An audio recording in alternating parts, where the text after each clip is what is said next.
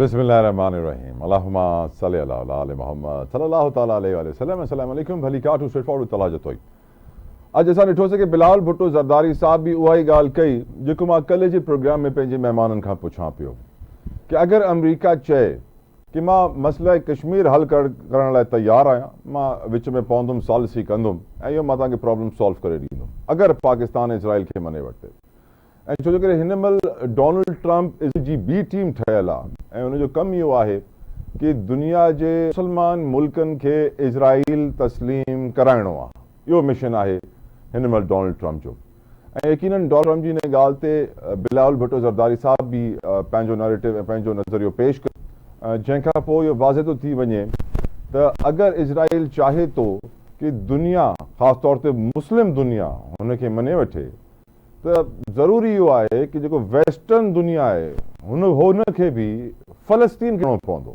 ऐं यकीनन इहा हिकिड़ी वैलिड डिमांड आहे ऐं बिल्कुलु सही चई आहे बिलावल भुट्टो ज़रदारी साहब. ऐं तव्हांखे ख़बर आहे कि हिन महिल जेका सिचुएशन ठही आहे हे सभु इंडिया जे कूड़ खां पोइ ऐं जेको क्राइसिस पाक इंडिया जे दरमियान हुन खां पोइ डेवलप थी, जॾहिं डोनाल्ड ट्रंप अची करे विच में सीज़ फायर करायो.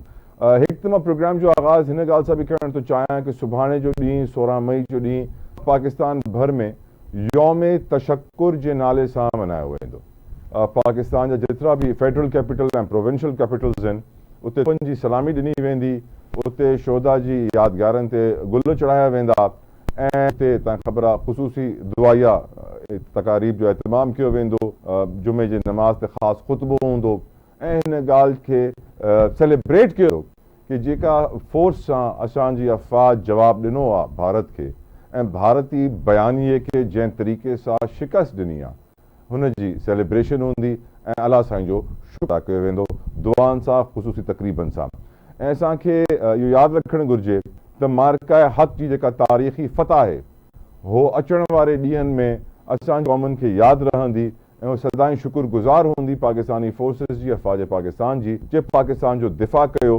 ऐं अॼु मां इहो तव्हांखे ॿुधाइण थो चाहियां कि हिकिड़ी ॿी वीडियो बि साम्हूं आहे, छो जे करे इंडिया जा एतिरा कूड़ पकड़िया विया आहिनि. हिकिड़ो ॿियो कूड़ आहे, उहो कूड़ जो नालो आहे न्यूक्लियर लीक. इंडिया पाकिस्तान ते इहो इल्ज़ाम हयो आहे कि इंडिया जे अटैक में पाकिस्तान जी का न्यूक्लियर इंस्टॉलेशन ते नुक़सानु पहुतो जंहिंजे करे रेडिएशन फैली ऐं न्यूक्लियर लीक थी वियो. जंहिंखां पोइ अल्हम्दुलिल्लाह अॼु international atomic energy agency IAEA जी रिपोर्ट जे मुताबिक़ पाकिस्तान जी जेतिरियूं बि एटॉमिक इंस्टॉलेशन्स आहिनि, एटमी जेतिरी बि असांजी तनसीबात आहिनि, उहे सभु महफ़ूज़ आहिनि, कंहिं ख़तरे में न आहिनि. भारत जो हिकिड़ो कूड़ त इहो पकड़ियो वियो आहे.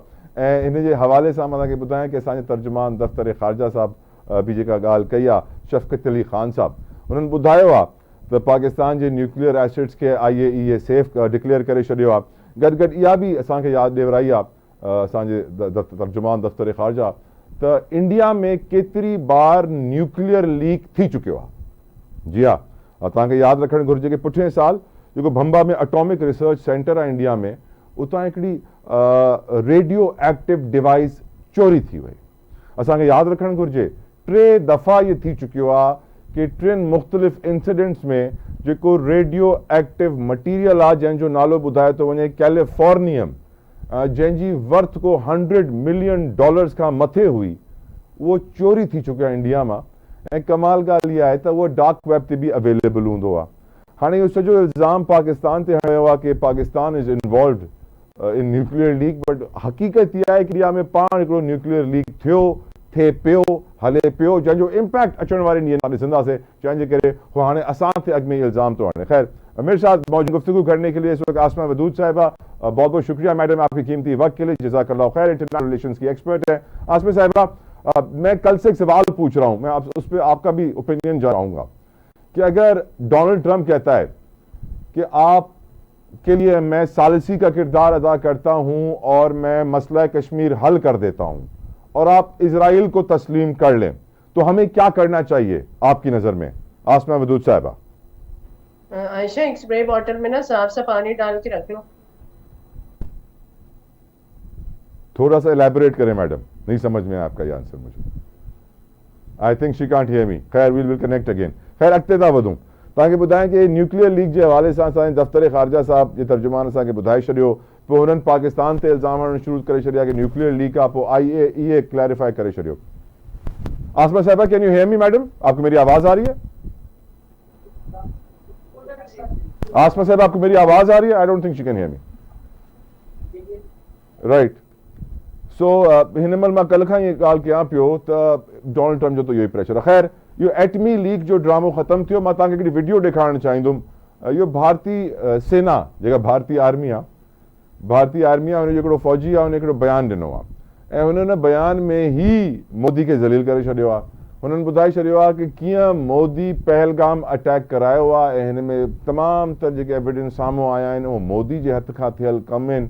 ऐं यकीनन असांखे ख़बर आहे कि सुभाणे असां यौम तशक्कुर मल्हाईंदासीं ऐं असां यादि कंदासीं पाकिस्तान फ़ौज जी बहितरीन कार्रवाई खे, सलाम पेश कंदासीं शहीदनि खे, दुआ कंदासीं अलाह साईं जे रब सां त अञा वरी इहो सीज़ फायर हले ऐं पाकिस्तान इंडिया में रिलेशन्स बहितर थियनि। मोदी कंप्लीटली इन्वॉल्वड आहे पहलगाम अटैक में। अच्छा, मां तव्हांखे ॿुधायां छो कि इंटरनेशनल रिलेशन्स में एतिरी डेवलपमेंट्स थियनि थियूं। अॼु हिकिड़ी ॿी वॾी ख़बर इहा बि आहे त पाकिस्तान अमेरिका खे 0% टैरिफ ऑफर कयो आहे।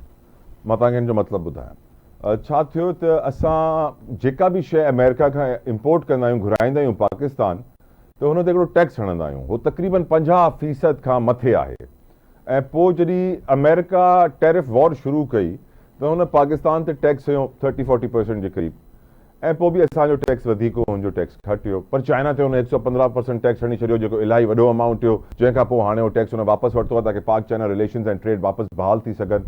हिन सिचुएशन में पाकिस्तान हाणे जेको 0 टैरिफ ऑफर कयो आहे ऐं छो जे करे सीज़ फायर में डोनाल्ड ट्रम्प कंटिन्यूसली ट्रेड वारो कार्ड खेॾे पियो कि उहो चए थो दुनिया खे ॿिन्हिनि मुल्कनि त सीज़ फायर कयो ई हिन करे आहे छो जो कि मां हिन ट्रेड ऑफर कई आहे, मां हिननि खे तिजारत ऑफर कई आहे।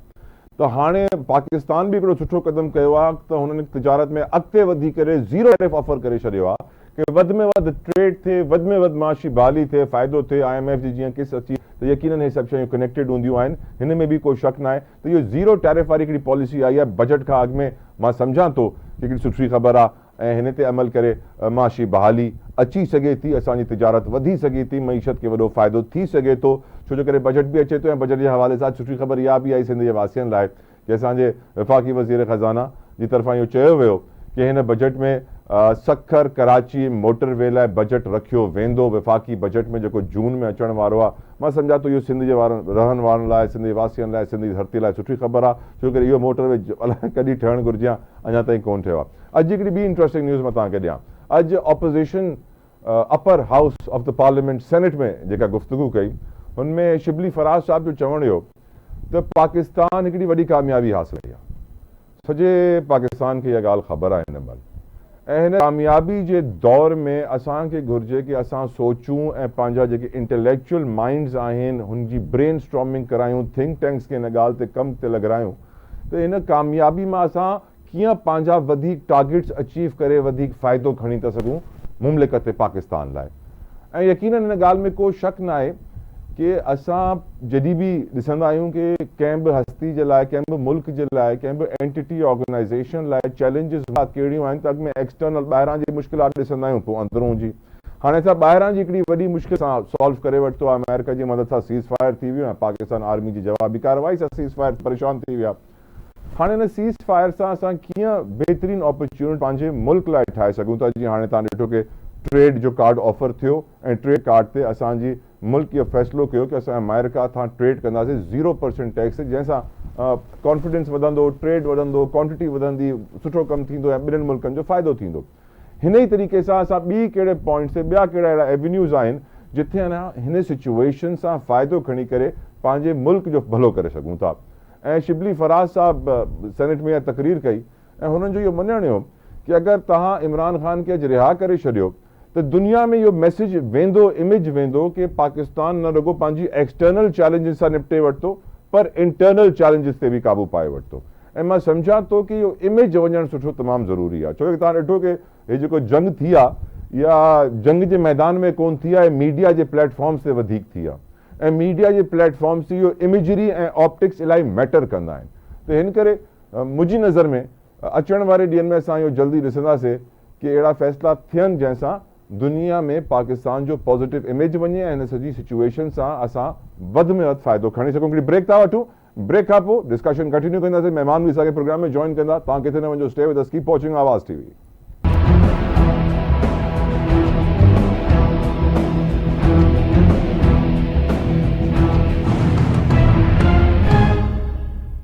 ویوز بلاول بھٹو زرداری صاحب کی اس امپورٹنٹ سٹیٹمنٹ کے اوپر گفتگو کریں گے. میرے ساتھ اس وقت موجود ہیں پاکستان پیپلز پارٹی کے سینئر رہنما کسی تعارف کے محتاج نہیں قمر زمان صاحب. السلام علیکم. بہت بہت شکریہ قاہرہ صاحب آپ کی قیمتی وقت کے لیے, جزاک اللہ خیر. اب قاہرہ صاحب بلاول صاحب نے ایک بہت اچھی بات کہی ہے کہ اگر ڈونلڈ ٹرمپ صاحب چاہتے ہیں کہ دنیا اسرائیل کو تسلیم کر لے تو پھر دنیا کو فلسطین کو بھی تسلیم کرنا ہوگا. اب اس بہترین اور آئیڈیل سچویشن کی طرف بڑھنے کے لیے ہمیں کیا کرنا چاہیے؟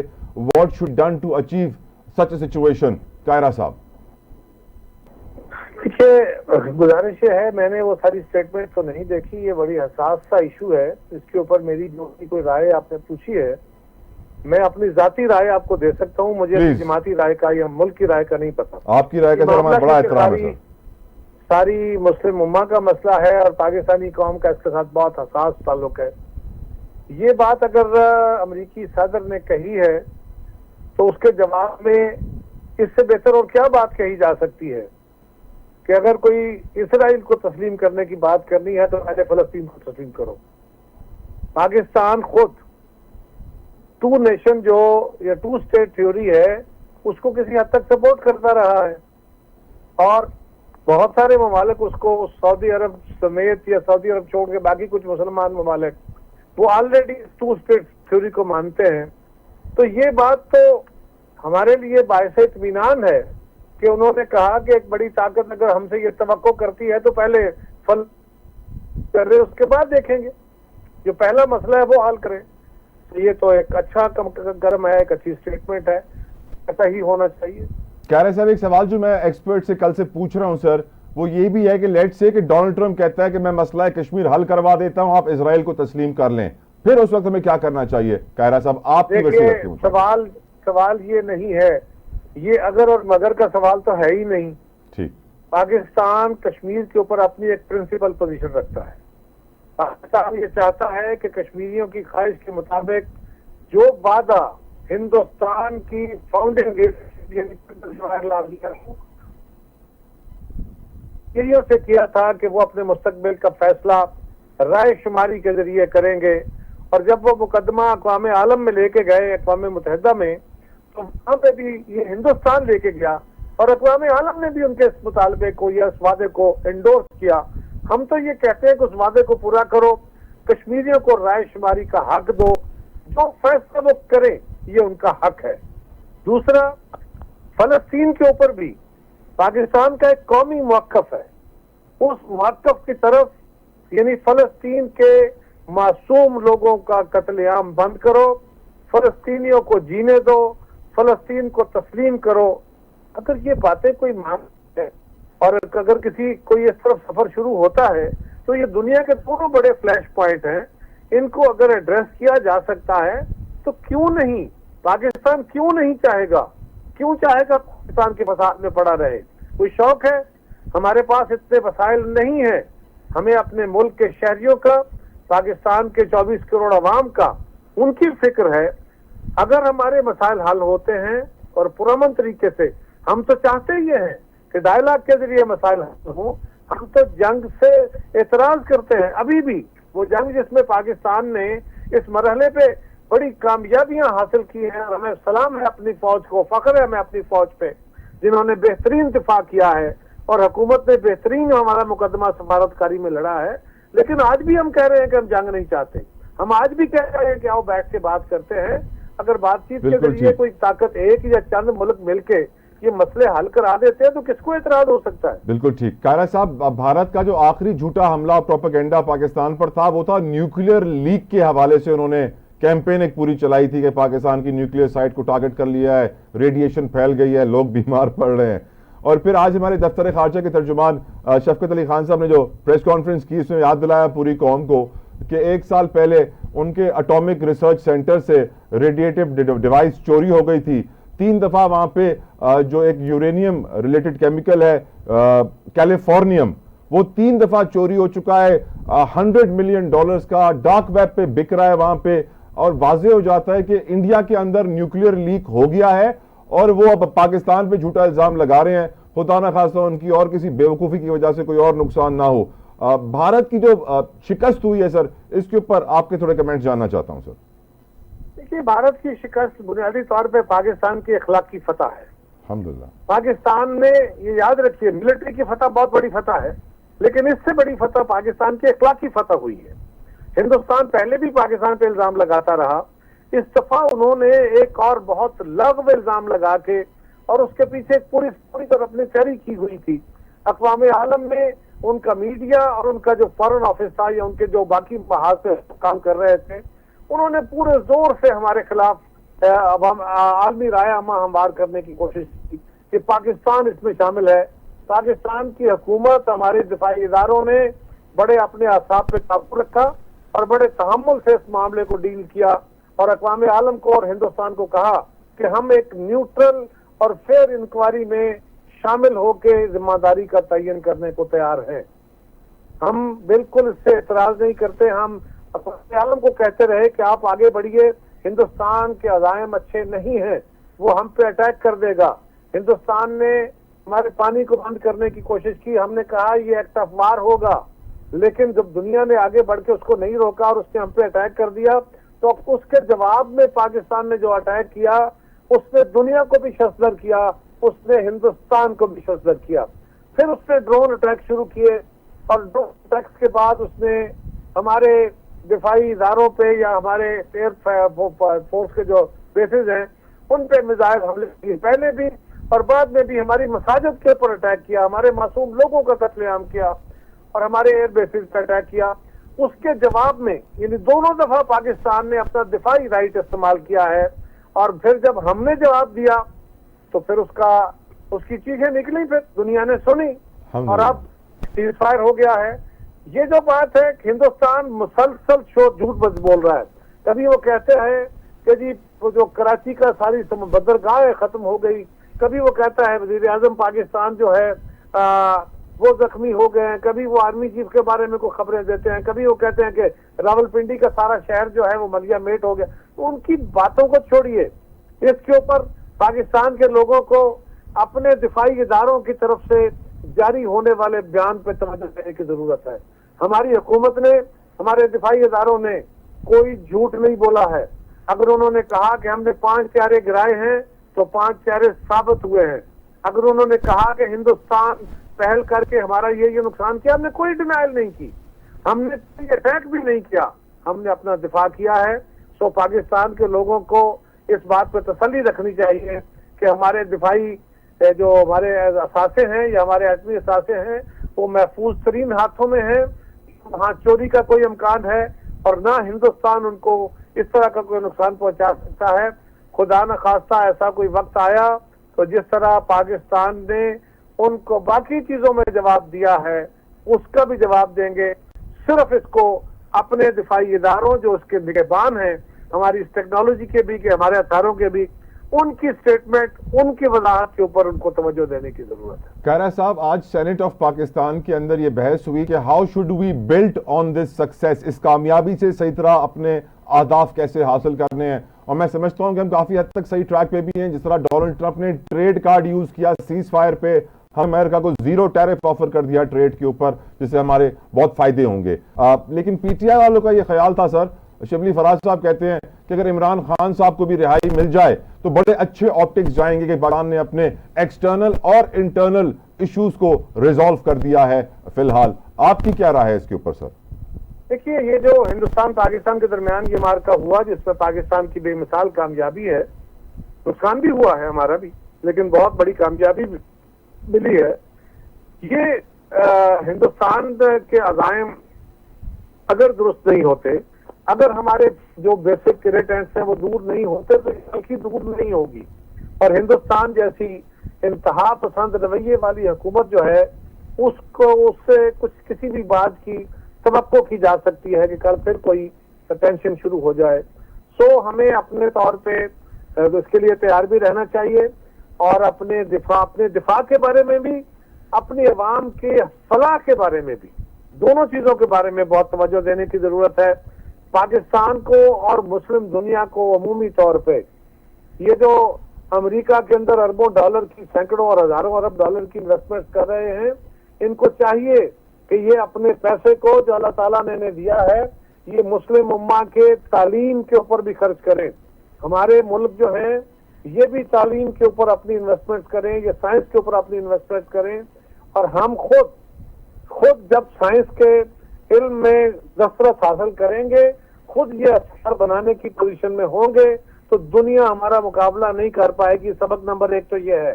اور دوسرا سبق اپنی اکانومی کو درست کریں. بالکل. تیسرا جو ہے نا جی یہ قومی یکجہتی.